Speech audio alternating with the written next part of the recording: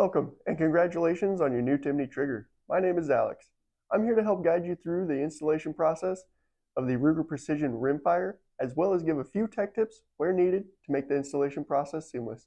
Without further ado, let's get into it. Before we begin the installation process, we're going to make sure that there is no magazine or ammunition anywhere around here. Make sure the chamber is clear and empty, and we can go ahead and remove the bolt and get started on this install. Since we have the bolt removed, we're going to remove this coring cover. The sides just kind of pry open on the sides that it should pop out. Kind of slide it back and out. And now we can flip this around, and there will be two 1/8 hex screws holding the lower receiver portion onto the barrel action.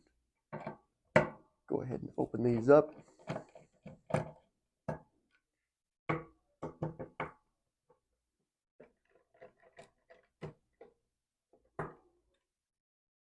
With those loose, want to make sure your safety in the safe position, and that will allow you to lift this right up off of the barreled action.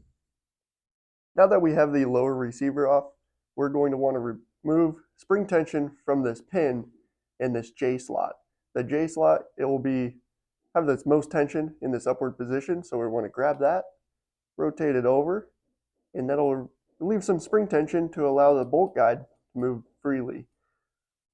Want to push that down all the way out, and the trigger will slide back and out of the action. The components that we want to remove from the factory trigger assembly is going to be the cocking piece guide, the guide spring, as well as this cross pin and E-clip. To remove the E-clip, I just align that so that way it's on a good area here, and use a flathead screwdriver or similar to apply a little pressure to the ends. Want to keep tension on the back side of that so that way the E-clip does not go flying. And when this pin is removed, you also want to make sure that you kind of cover this spring while removing this. You want to push down and slide it back. Let's see here.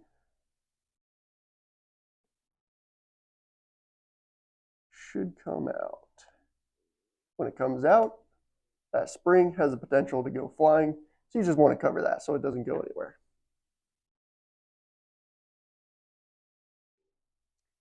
Now that we have the cocking piece guide pieces removed from the factory trigger, we can start installing them in the Timney. We want to take our cross pin, insert that from the left-hand side here, hold it in place, and install the E-clip on the groove.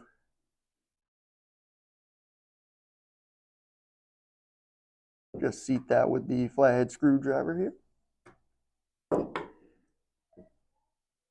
Push your spring through the hole on the top, and then the cocking piece guide will push down and forward onto the trigger housing.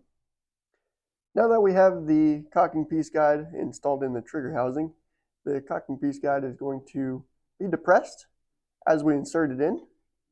You want to push down, lining up the two grooves, and slide the trigger housing forward. You might need to apply a little pressure to the back, and then this can rotate in and get fully seated. That is going to secure the trigger in place. Now we have to compress the spring for this J slot. You want to make it from the lower end, bring it up and around. To make it easier, the spring will need to be seated underneath the pin just to allow it to be compressed. Might take a little bit of force, and now it's fully compressed and ready for install.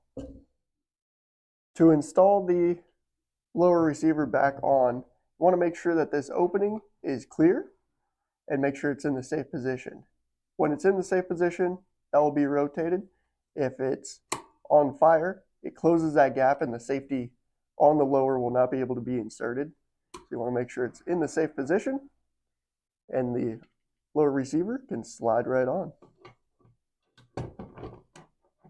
With the lower receiver centered, we can go ahead and tighten down the action screws, Long one will be in the back, shorter one up front.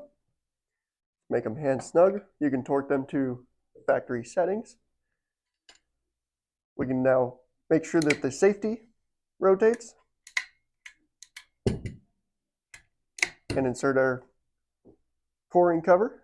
Want a front end kind of up underneath the action, and the back can just kind of spread and push down. Clicks into place and reinsert the bolt.